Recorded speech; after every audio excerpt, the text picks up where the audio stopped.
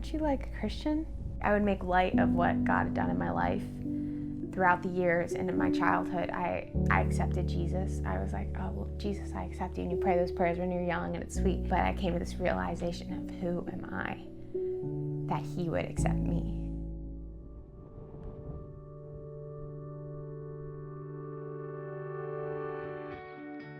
I am Sarah Maher, and I am a social media leader for Soldiers for Faith Ministries. I was born in Winchester, Virginia. I am one of 4 girls, and we had a really good upbringing. My parents really were godly examples. My father was in medical device, so we moved all over. It wasn't so much like where we were going, it was just my dad and his girls. Like, he just loved like spoiling us and just, you know, we were like his princesses. Always looked up to my parents' marriage. There was never a quit option, and I wanted that from an early age.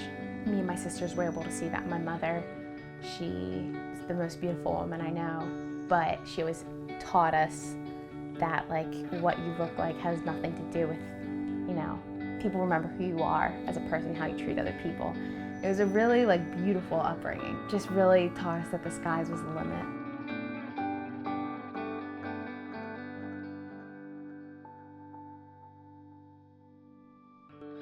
At college, I was always a believer.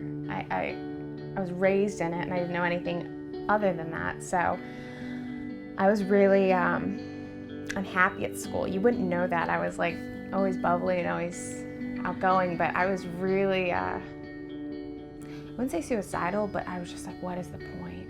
Like, what is the point? I knew there had to be something more, so I went searching for it. I went to do my DTS with YWAM, and I did that in Hong Kong. It was a 6-month program. I graduated from there, came home, and it was right back to the mission field. I did short-term missions trips, and I did a counseling school in Hawaii. I grew with the Lord. I was baptized during my seasons away, and it was awesome. It was really cool, but I think I was like compromising with God. I was like, all right, I'm gonna give you this. I can give you my time and I'm gonna serve you, but you can't have my pride. You can't have, you know, my lust and like my insecurity. You can't have that. You can change your setting, but you know, if you don't deal with issues of the heart, it's bound to come out.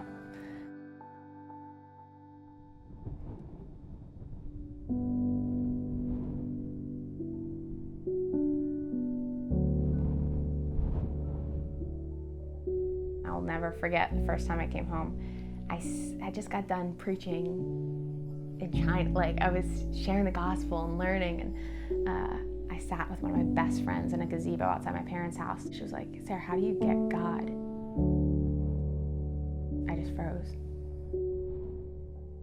It spoke to where my heart was really at. I trusted him with everyone else. I believed it for other people, but someone that was that close to me, I was like, I couldn't even put words together. Like, God is good.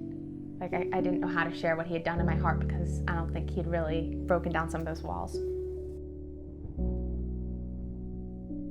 My fiance, Matt, and I, we were working towards marriage, what that looked like, our future. I was gonna do another school. There's one final school I wanted to do before he came home, but it didn't work out. I couldn't get a visa, the school was in Africa, and I decided to stay home, and that was kind of, you know, if I'm not preaching, if I'm not serving, then, you know, I'm left with me. You stop feeding the spirit, you're bound to feed the flesh. And I started going out and got involved in some really unhealthy relationships. A good visual would be like I was, you know, serving in the church, like hungover from Saturday night. And then I would be getting calls from Matt trying to cover up what I was doing, and it was just catching up with me. I like didn't know who I was. I loved the Lord, but I didn't trust him. So I was taking things into my own hands. How me and Matt got together, that's like when I look at a miracle, that would be what it was. As I doubted God, I doubted like everything. Like with me and Matt, I just doubted it all.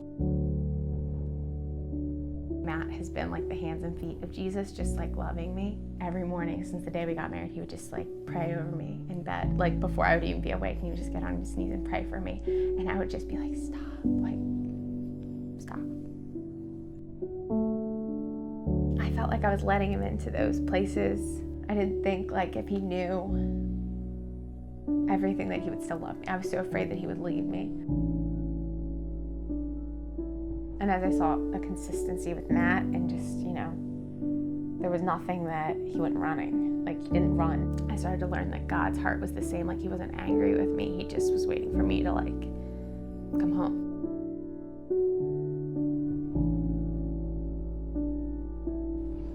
I don't think it's talked about a lot, that we all at some point question, what's the point?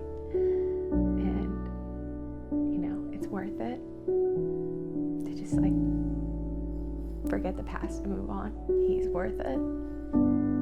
Today, my hope and my goal is to bring him glory.